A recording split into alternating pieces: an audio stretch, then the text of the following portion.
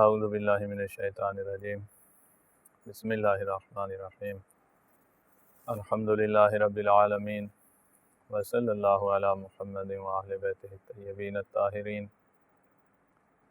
کاروان حسینی مدینہ سے مدینہ تک، آج درس 102 نمبر درس۔ ہم میدان کربلا کے واقعات ذکر کرتے کرتے یہاں تک پہنچ گئے تھے پچھلے درس میں کہ وقت کا امام اکیلا ہے، سارے اعوان و مددگار شہید ہو گئے ہیں، اور اپنی بہنوں کو آخری سلام کرنے کے لیے خیام کی طرف تشریف لا رہے ہیں۔ بعض کتب تاریخ میں ملتا ہے کہ قبل اس کے کہ اپنی بہنوں کی طرف آتے، اپنے اصحاب کے خالی خیموں کو دیکھ رہے ہیں، اپنے بھائیوں کے خالی خیموں کو دیکھ رہے ہیں، اور پھر ان خالی خیموں کی سنسانیوں کو دیکھ کر امام زین العابدین کے خیمے کی طرف بڑھے ہیں۔ امام زین العابدین کو جیسے معلوم ہوا کہ میرے بابا ادھر ہی تشریف لا رہے ہیں، جناب زینب عالیہ سے فرمایا، پھوپھی اماں مجھے سہارا دو، میں اٹھ کر استقبال کرنا چاہتا ہوں، لیکن زین العابدین کی اس مرض کی وجہ سے کمزوری اتنی تھی کہ اٹھ نہ سکے۔ امام تشریف لے آئے۔ امام سجاد مظلوم کربلا سے میدان جنگ کے حالات معلوم کرنے لگے، اصحاب کے بارے میں پوچھ رہے ہیں، مسلم ابن اوسجہ، حبیب ابن مظاہر، اور مولا بھی آگے فرماتے رہے ہیں کہ قد قتل رخصت ہو گئے ہیں، مقام شہادت پہ فائد ہو گئے ہیں۔ پوچھتے پوچھتے امام زین العابدین نے پوچھا،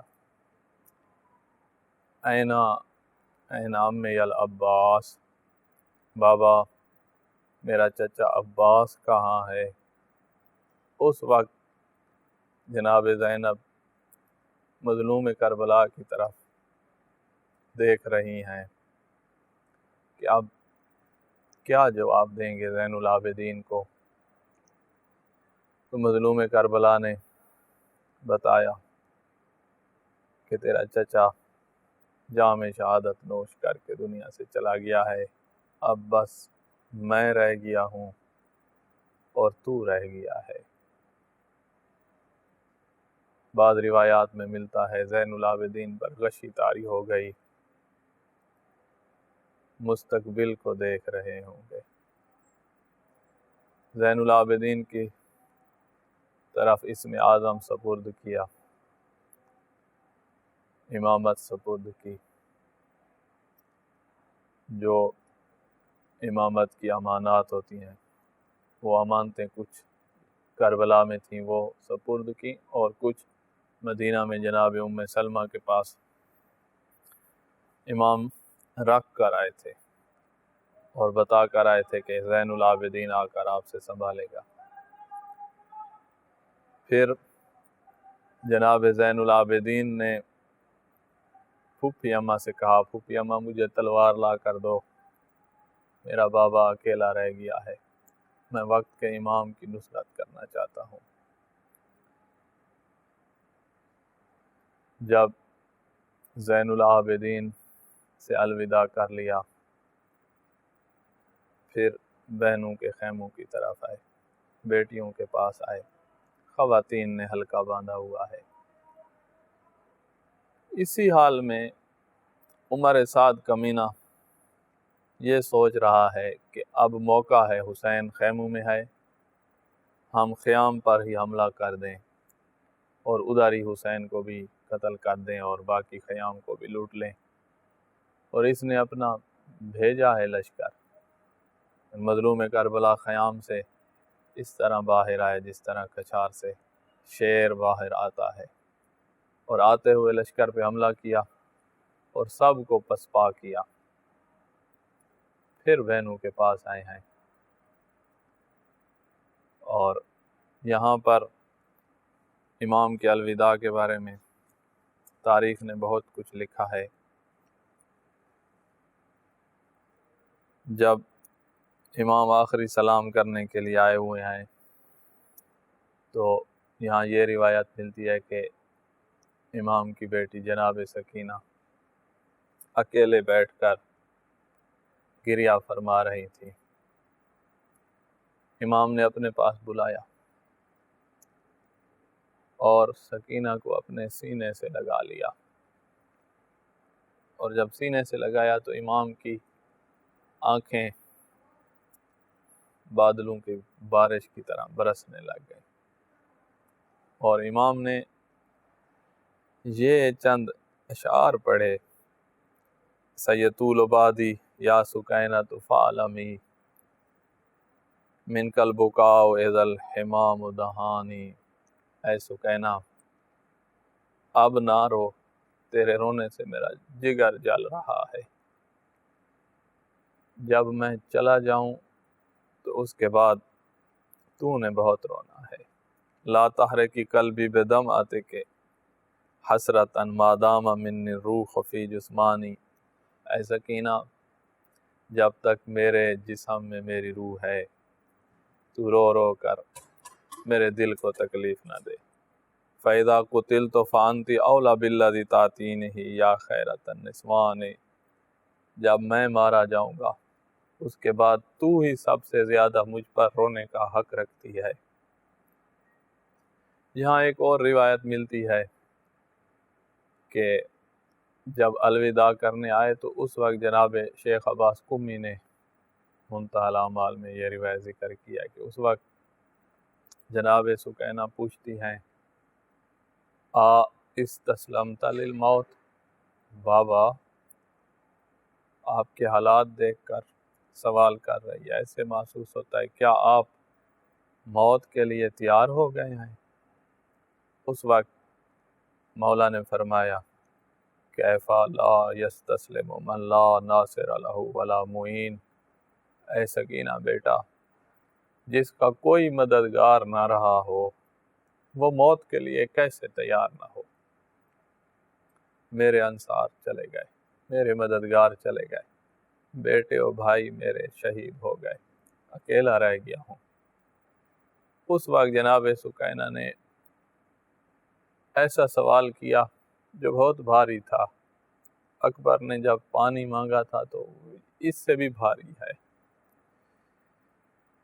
فرماتی ہیں بابا جب آپ کی موت کی تیاری ہے تو پھر ردنا الی حرم جدنا، ہمیں اپنے نانا کے مدینہ واپس بھیج دو.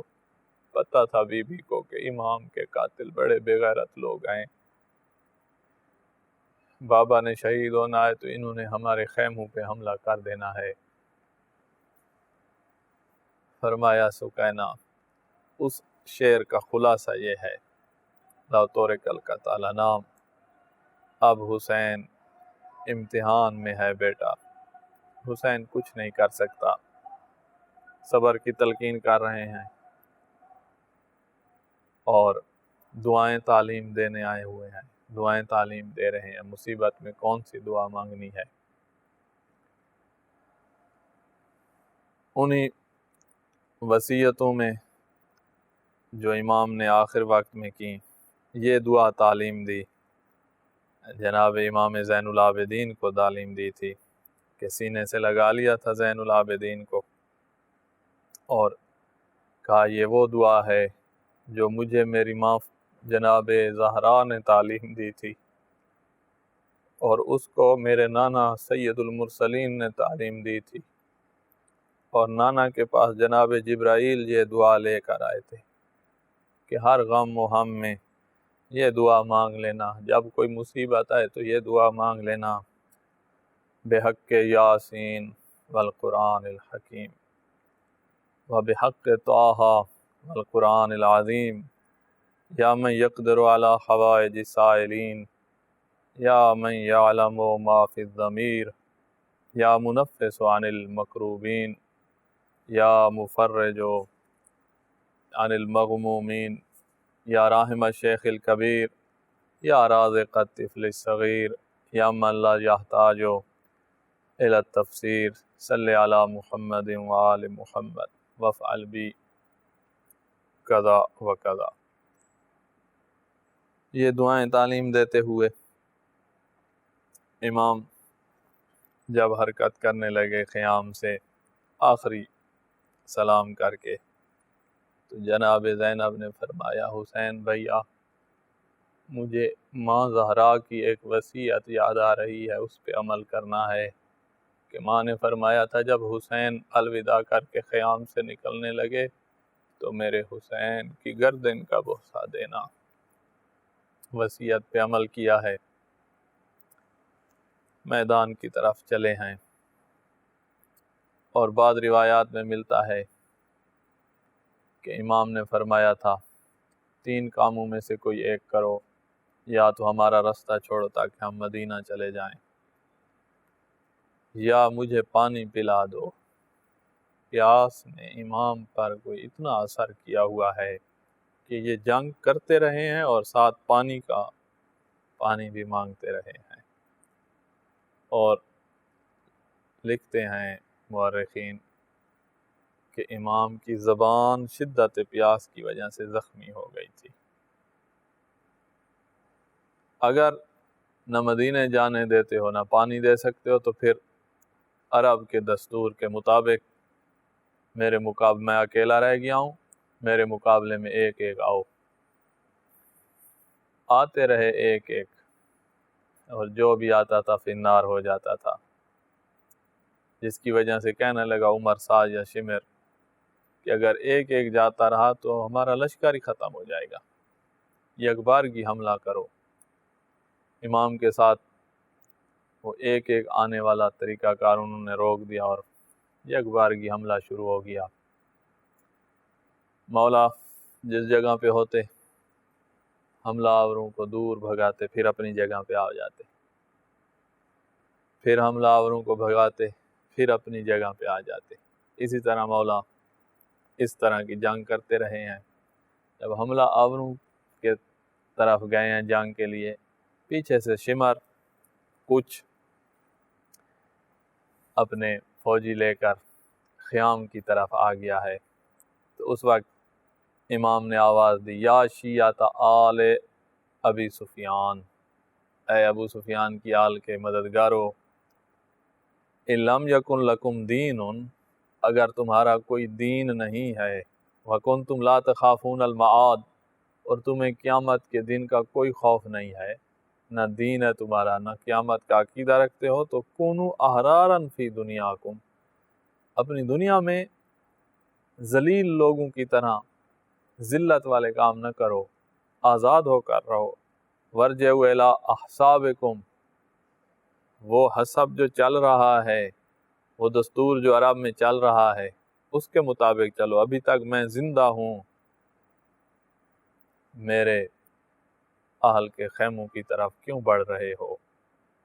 جب یہ بات امام نے فرمائی تو اس وقت یہ واپس آ جاتے ہیں اور جنگ شروع ہے۔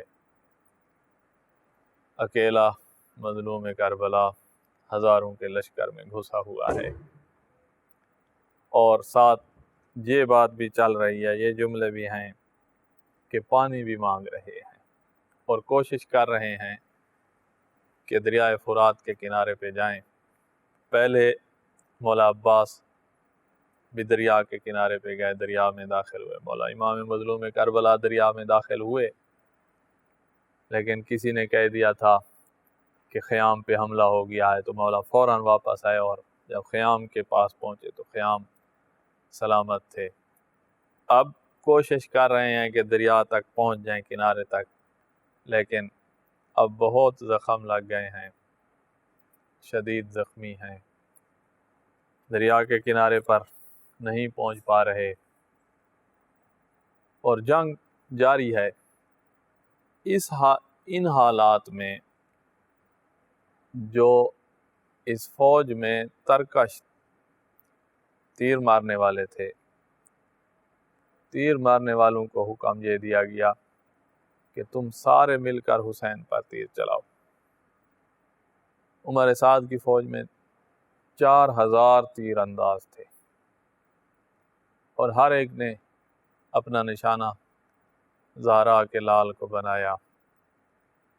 تیروں کی بارش ہوئی ایسے کہ اگر کوئی دیکھے جس طرح مور کے گھنے پر ہوتے ہیں، یہ حالت تھی امام کے جسم پر، اتنے تیر لگے ہوئے۔ اور ذوالجناح کو بھی ذوالجناح اسی لیے کہا جاتا ہے، ذوالجناح معنی پروں والا، اس کا معنی ہوتا ہے پروں والا۔ گھوڑوں کے پر نہیں ہوتے، لیکن تیر اتنے لگے سائیڈوں میں کہ جیسے پر ہوتے ہیں، اسی طرح تیروں کی انیاں قریب قریب لگے ہیں کہ وہ پروں کی طرح نظر آ رہی تھی۔ اور اسی تیروں کی بارش نے مظلوم کربلا کو ذوالجناح کی زین سے کربلا کی زمین پر لے آئی یہ بارش۔ السلام علی الخد الطریب، زیارت نائیہ کے جملے ہیں کہ میرا سلام ہو اس گال پر جس کے بوسے کربلا کی زمین نے دیے۔ ذوالجناح کی زین سے جیسے زمین پہ آئے ہیں، با وفا ہے یہ حیوان، آیا ہے مولا کے ارد گرد چکر کاٹ رہا ہے، ایک قسم کا اپنی طرف سے کوئی دفاع کر رہا تھا۔ اور جب امام اس کی زین پہ سوار نہیں ہو سکتے تو اپنی پیشانی کو مظلوم کے خون کے ساتھ رنگین کیا ہے، اور بہنوں کے خیموں کی طرف اطلاع دینے کے لیے آ رہا ہے۔ یا وہ بھاگ کے آ رہا تھا تو اپنی زبان میں کہہ رہا تھا الظلیمہ الظلیمہ، رسول کی آل پہ ظلم ہو گیا، بہت بڑا ظلم ہو گیا ہے۔ جب پہنچا ہے پیشانی رنگین ہے، بیویوں نے جب دیکھا کہ ذوالجناح آ گیا لیکن ہمارا بھائی نہیں آیا تو بیویوں کو ایک قسم کا یقین ہو گیا ہے کہ اب ہمارا بھائی نہیں بچا۔ میدان جنگ میں مظلوم کربلا زین ذوالجناح سے زمین پہ جب آئے، اس کے بعد بھی مظلوم نے پیادہ ہو کر، پیدل ہو کر جنگ جاری رکھی، اور لشکر کی کچھ اس طرح ترتیب نظر آتی ہے کہ چھوٹے چھوٹے گروہوں میں بٹا ہوا ہے، اس گروہ کے ساتھ جنگ کرتے ہیں، اس کے ساتھ کرتے ہیں، اور کبھی اس گروہ سے ظلم ہوتا ہے، کبھی وہ گروہ ظلم کرتا ہے۔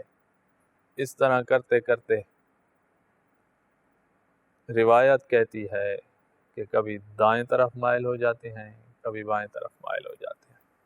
شدید زخموں کی وجہ سے مظلوم کربلا کا جسم کمزور پڑ گیا ہے، شدید کمزوری ہے، اور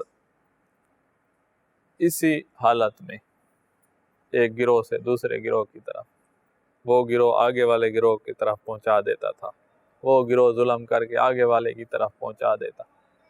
اس طرح ہوتے ہوتے مظلوم کربلا اس جگہ کے قریب آ پہنچے جہاں پر شمر کمینہ نے دین کے کعبے کو گرانا تھا۔ وآخر دعوانا ان الحمدللہ رب العالمین۔